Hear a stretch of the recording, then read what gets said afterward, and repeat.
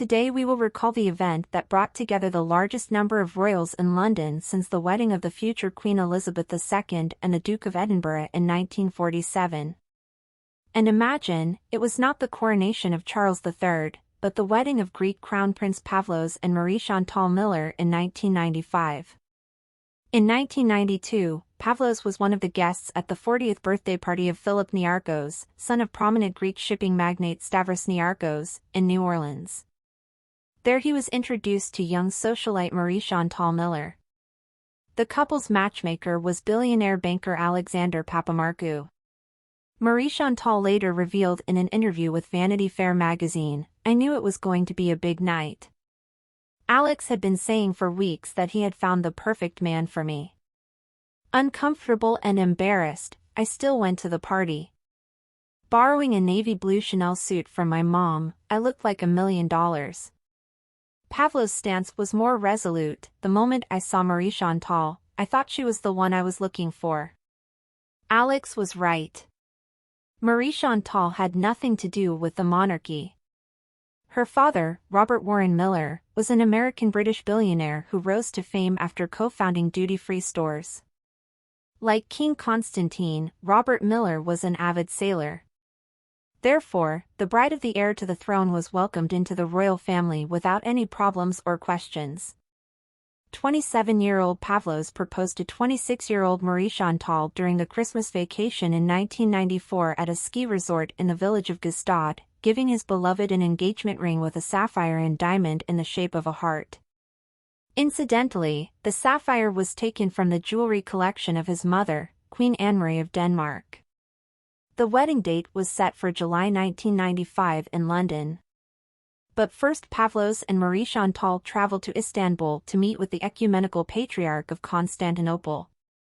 The Catholic bride decided to accept the Orthodox faith of her husband's family. A private confirmation ceremony took place in New York in May 1995. After the sacrament was administered, active preparations for the wedding began. The wedding date was set for July 1, 1995. The grandiose event was preceded by equally impressive pre-wedding celebrations that lasted several days. Thus, Queen Elizabeth II arranged a tea party at the five-star Hotel Claridge's, and Queen Margaret II of Denmark and of Prince Paul organized a dinner for 100 people on board the royal yacht Dannebrog. 2 days before the wedding, the bride's parents hosted a dinner for 1,300 wedding guests at Rodham Park in Hertfordshire. The party was decorated in Greek style with white and blue decorations and tents reminiscent of the Parthenon. Flowers were flown in from Ecuador, the birthplace of Marie-Chantal's mother. Royal guests, including the Duke of Edinburgh and Prince Albert of Monaco, danced until the early hours of the morning. On the day of the wedding, 450 guests gathered at London's Sophia Cathedral for the wedding. The Greek royal family arrived for the ceremony in an extended lineup. Each of the invitees, if not the heads of the monarchical houses of Europe, was as close to them as possible. When Marie-Chantal arrived at the cathedral with her father, she was wearing a stunning ivory silk dress by Italian designer Valentino Garavani. The dress featured a high neckline, long lace sleeves, a skirt with floral appliques and was embroidered with white pearls. The bride's outfit cost a colossal £150,000, complemented the image of a magnificent 4-meter veil of Chantilly lace with a scalloped edge, which was held by a tiara, borrowed from Pavlos' mother, Queen Anne-Marie. The antique corsage tiara was an 18th birthday gift to Anne-Marie from her parents, King Frederick IX and Queen Ingrid of Sweden. The wreath was created by transforming the diamond and pearl corsage jewelry that Ingrid had inherited from her grandmother, Queen Victoria of Baden. Wearing a crown of diamonds and pearls became a kind of wedding tradition for the daughters-in-law of King Constantine and Queen Anne-Marie. Marie-Chantal was the first of them.